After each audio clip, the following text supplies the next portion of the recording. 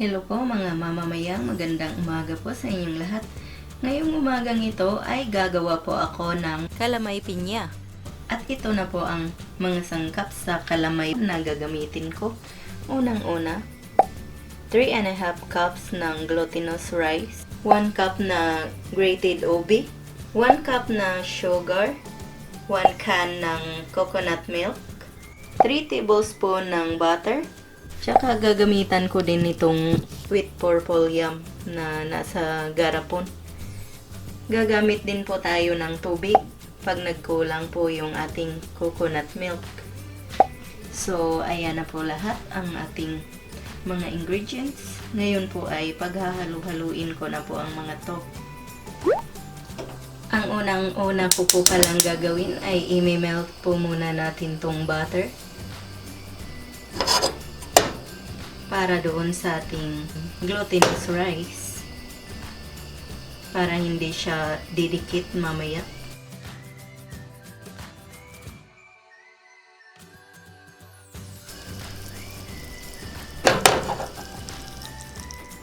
Ngayon po na nag-melt na yung ating butter ay ito-turn off na natin yung ating stove. I-mix na natin yung ating glutinous rice at saka sugar. Ngayon po ay ilalagay na natin tong ating 1 cup ng sugar dito sa ating glutinous rice. Tapos hahaluin lang natin.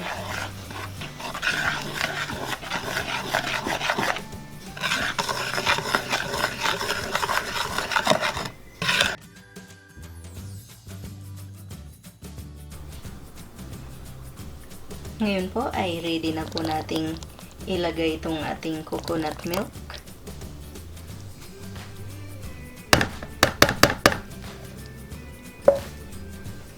Tapos hahaluin lang natin to.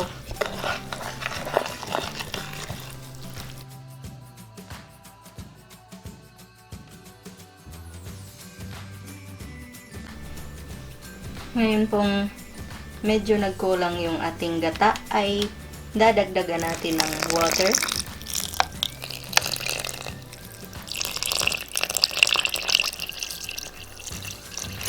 Mga 1/2 cup muna ng tubig ang idadagdag natin.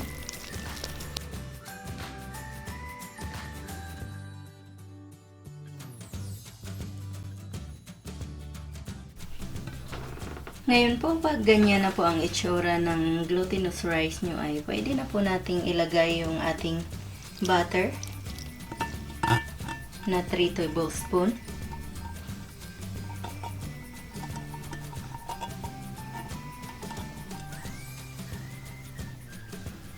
Ngayon po ay mamasahin na natin to gamit ang ating kamay.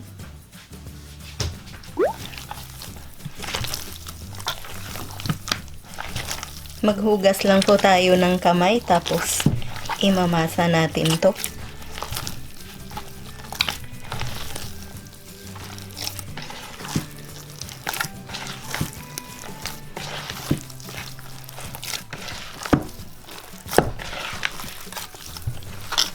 Tapos ko na po masahin. Yan.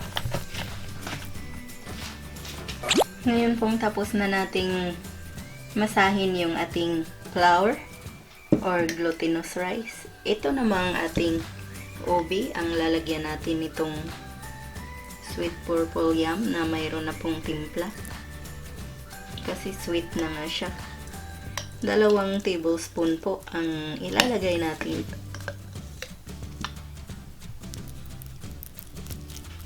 Tapos hahaluin nyo lang ganyan.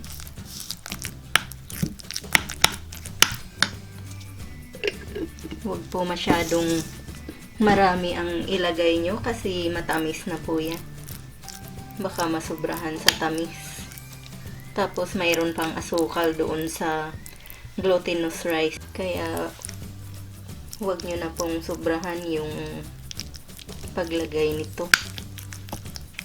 Pero depende naman po sa inyo yan. Sa panlasa nyo. Kung gusto nyo ng mas matamis ay pwede rin. Pero itong sa akin ay tama na to para sa akin. Hahaluin nyo lang ganyan. Yan. Okay na yan. Ngayon po ay gagamit po tayo ng paper wax para dito sa ating lalagyan ng glutinous natin. Ipa-flatten po natin siya dito sa ating paper wax.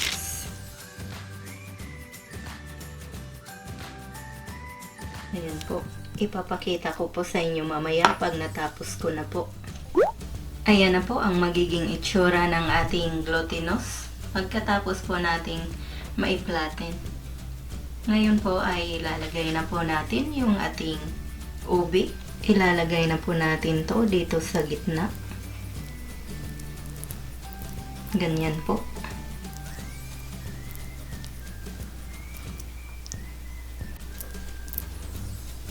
Basta i-spread nyo lang pong ganyan yung ubi. Napakadali lang po nito. Pwede po pala itong pang negosyo. Ngayon po ay ito na po ang itsura ng na-blend ko na pineapple. Tapos meron din po ako ditong hindi ko na-blend kasi ilalagay po natin siya dito sa gilid ng ating ubi.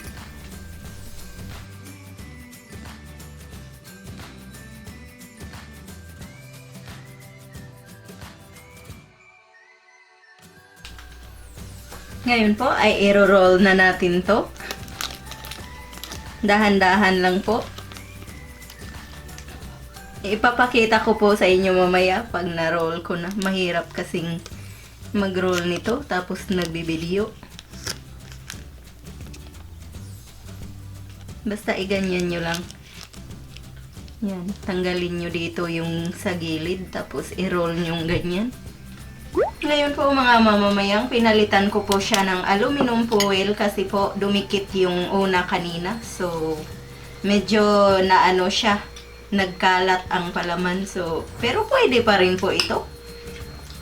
Yung lasa, hindi pa rin siya nagbabago. Yun pa rin. Pero next time, kung gagawa po tayo, ay gagamitan na po natin ng aluminum foil. Mas mabuti na yung alam na po natin.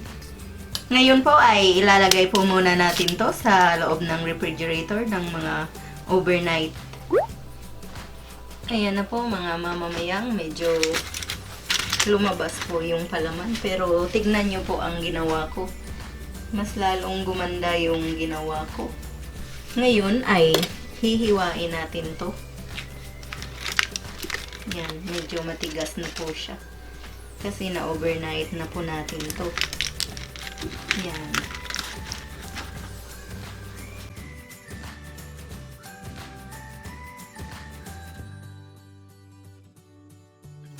Ngayon po ay isa-isa na po nating tatanggalin to para ma-steam na po.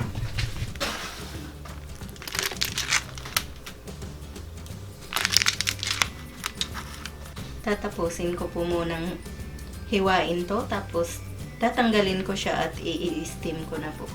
Pero ipapakita ko po sa inyo mamaya. Ayan na po ang mga nagawa kong kalamay. Hiniwa ko na po sila ng ganyan po kaliliit. Ganyan. Yan. Ngayon po ay nag-steam na po ako ng tubig at kumulo na po. So, ilalagay na po natin to. Ngayon po ay i-steam na natin tong ating kalamay with pinya. 15 to 20 minutes po ang pag-i-steam nito. So, hihintayin lang po natin na maluto. Ginamitan ko po pala siya ng puting tila para sa takip, para hindi po hulog yung mga tubig doon sa ating kalamay. Ngayon po ay bubuksan na po natin. Check na natin kung luto na. Ayan na po. Tinikman ko po siya ng konti kanina pero medyo hilaw pa siya kanina. Ngayon luto na yan. Yan. Ayan na po siya. Luto na ito. Ngayon ititikman po natin.